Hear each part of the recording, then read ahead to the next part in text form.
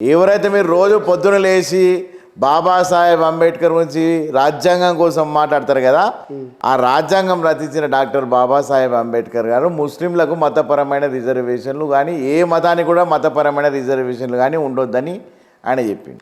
దానికి మేము కట్టుబడి మాత్రమే పనిచేస్తామని చెప్తున్నాం. ఇప్పుడు ఒకటి మీకు అంటే మీరు గ్రౌండ్లో కూడా కొద్దిగా అబ్జర్వ్ చేయండి అన్న.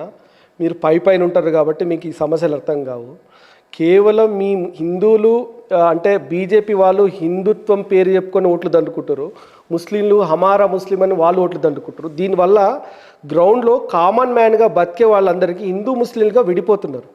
ఇది కేవలం బీజేపీ వాళ్ళు వాళ్ళ యొక్క భవిష్యత్తు కోసం, వాళ్ళ పార్టీ భవిష్యత్తు కోసం మేము చేస్తున్న తప్పు పొరపాటు అని మీకు కనిపించట్లేదా? భారతదేశాన్ని హిందువులు ముస్లింలుగా డివిజన్ చేసి ఈ దేశాన్ని రెండు ముక్కలు చేసి మతపరంగా చీల్చింది ఎవరు?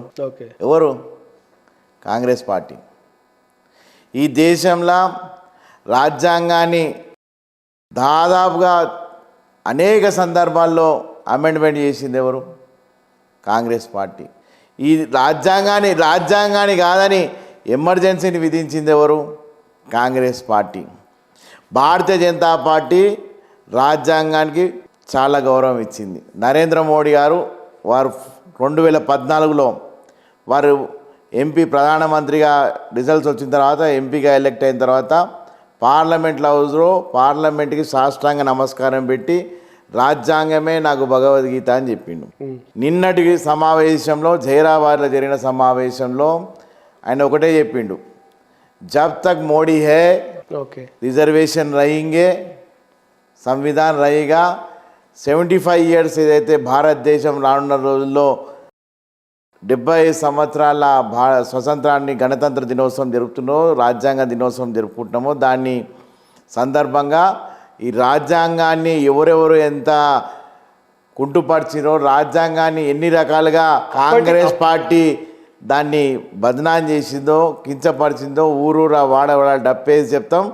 రాజ్యాంగం మాకు పవిత్ర గంధం అని చెప్పి నిన్న కూడా సభల సమావేశం చెప్పిండు. స్వయంగా అంబేద్కర్ గారు వచ్చినా ఇప్పుడు రాజ్యాంగాన్ని మార్చే పరిస్థితి లేదని చెప్పిండు. వీళ్ళు ఇంకెందుకు విష ప్రచారం చేస్తారు భారతీయ జనతా పార్టీ మీద? ఒక వర్గాన్ని రెచ్చగొడుతుంది ఎవరు? ఎస్సీ ఎస్టీ బీసీలను రెచ్చగొడుతుంది ఎవరు? దేశంలో విచ్ఛిన్న పరిస్థితుల కారణం ఎవరైతుర్రు? కాంగ్రెస్ పార్టీ. బీజేపీ అవుతుంది, కాంగ్రెస్ పార్టీ అవుతుంది. బీజేపీ రెచ్చగొడు కాంగ్రెస్ పార్టీ అవుతుంది. అక్కడ అక్బరుద్దీన్ ఓవైసీ, ఇక్కడ బీజేపీ. ఎవరికి వాళ్ళు రెచ్చగొట్టుకుంటారు. అతనేమో ఒక 5 నిమిషాలు 10 నిమిషాలు అవకాశం ఇవ్వండి, ఇక్కడ ఒక హిందువులు లేకుండా చేస్తాడు, హిందువులను రెచ్చగొడుతారు. అలాంటి వ్యక్తికి ధీటుగా నిలబడాలంటే ఈ దేశంలో ఈ రాష్ట్రంలో బీజేపీ అవసరం అని మీరు అంటున్నారు. సో వీళ్ళు విడిపోతున్నారు, హిందూ ముస్లింలుగా విడిపోతారు, మీరు ఓట్లు దండుకుంటారు. ఈ దేశానికి నిలబడుతున్నది ఎవరు? రెచ్చగొడుతున్నది ఎవరు? బీజేపీ. హిందువులు ఎప్పుడు సాధారణంగా ఒకరి మీద దాడి చేసే స్వభావం కానీ, ఒకరి మీద ఇది వారిని కించపరచాలని కానీ ఎప్పుడు కోరుకోడు. మాన ప్రాణాలకు హాని కలిగినప్పుడు మాత్రమే స్పందిస్తాడు. ఓల్డ్ సిటీలో మేము ఉంటాం, వాళ్ళు ఎన్ని అరాచకాలు చేస్తారో మాకు తెలుసు. మరి చట్టాలు అరాచకాలు చేస్తారో మాకు 2024లో నేనేమంటున్నా, వాళ్ళు ఎన్ని అరాచకాలు చేస్తారో నేనేమంటున్నా. వాళ్ళు చెప్పినట్టు మాకు సమాధానం ఎవరిస్తారు? మళ్ళా మేము ఇలా బాధ బస్సులో మైనార్టీలో మేమున్నాం, ఇలా మేము మైనార్టీలుగా ఒకప్పుడు 80% ఉన్న హిందువులు ఓల్డ్ సిటీలో ఇవాళ 25% పరిమితమయ్యారు. ఇట్లా వలస అంతా ఎడిగిపోయారు. ఎందుకు పోయారు? సమాధానం ఇక్కడ చెప్పాలి కాంగ్రెస్ పార్టీ, ఓఐసీ. హిందువులు ఎందుకు పరాయాన్ని తగ్గిస్తారు పాత బస్తీకేంచి? మరి రాజ్యాంగం ఏం చేస్తుందన్నా మీరు చెప్పాలన్నా. ఏ పార్టీ అధికారంలో ఉన్నా ఇవాళ తెలుగుదేశం ఉండని, బీఆర్ఎస్ ఉండని, కాంగ్రెస్ ఉండని, ఏ పార్టీ అధికారంలో ఉంటే ఆ పార్టీ వంతెన చేసి ఇవాళ పాత బస్తీల అరాచకాలను రాజ్యం వెళ్తున్నది ఓఐసీ. దానికి వ్యతిరేకంగా అక్కడ ఉన్న హిందువులకు మద్దతుగా నిలిచింది భారతీయ జనతా పార్టీ. తప్పేముందన్న ఇలా? సంతోషం అన్న, మద్దతుగా నిలబడితే తప్పేం లేదు. కానీ మద్దతు అనే ఒక చీకటి హిడెన్ ఎజెండాలో మీరు జై శ్రీరామ్ చెప్పి భాగ్యలక్ష్మి టెంపుల్ జై శ్రీరామ్ బరాబర్ చెప్తాం. భాగ్యలక్ష్మి టెంపుల్ జై శ్రీరామ్ మా దేవుని తప్పేమున్నది? బీజేపీకి ఈ దేశంలో అనేది ఈ దేశంలో ఉన్న ప్రతి హిందువుకు చెందింది. మళ్ళీ చెందింది బీజేపీ. కాంగ్రెస్ ఆడుతారు కదా. ఇప్పుడు కాంగ్రెస్ జై శ్రీరామ్ అంటే మేము వద్దంటామా? బీఆర్ఎస్ వాళ్ళు జై శ్రీరామ్ అంటే మేము వద్దంటామా?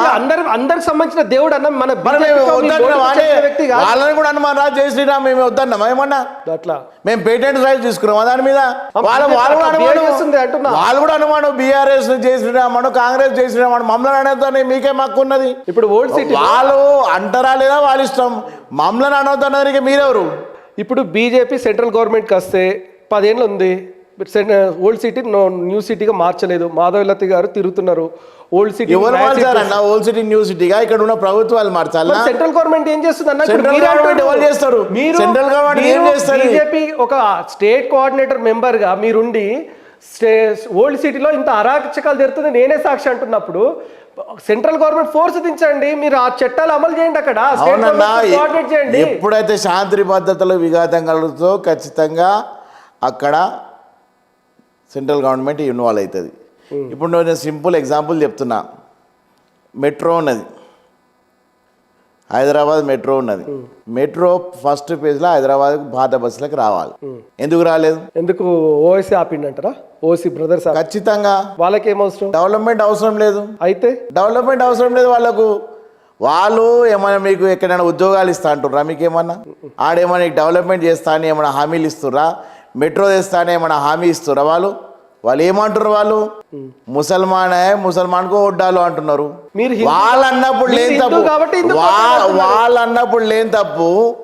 మేము భారతీయ జనతా పార్టీ ఏమంటున్నామన్నా, అక్కడ అరాచకాలకు ఎదురవుతున్నా ఈ దేశంలో దేవాలయాలను ధ్వంసం చేస్తూ హిందువులపై దాడి చేస్తున్న వాళ్ళకు మేము రక్షణగా ఉంటామంటున్నాం. తప్పేముండదు అందులో. సో మీరు మద్దతు ఇవ్వడంలో మాకేం అభ్యంతరం లేదన్నా, మంచి విషయమే. కానీ మీరు మద్దతు అనే ముసుగులోనే రాజకీయం చేస్తున్నారని అందరి బాధ. ముసుగులో ఏముండదు. రోడ్డు మీద ఒక వ్యక్తి పడిపోతే సాయం చేయడం తప్పేం లేదు. ఆ సాయం చేసిన వ్యక్తి సాయం తీసుకున్న వ్యక్తి నుంచి ఎక్స్పెక్ట్ చేస్తున్నాడు. అదే బీజేపీ చేస్తుంది అని అంటున్నాం మేము. ఈ దేశంలో రాముని కట్టద్దంటలేము, ఈ దేశంలో హిందుత్వం హిందూ సంప్రదాయాలు అద్దడట్లేము. అందరూ ఈ దేశం హిందూ దేశం కాబట్టి ప్రత్యేకంగా హిందూ గురించి మాట్లాడుకోవాల్సిన అవసరం లేదు.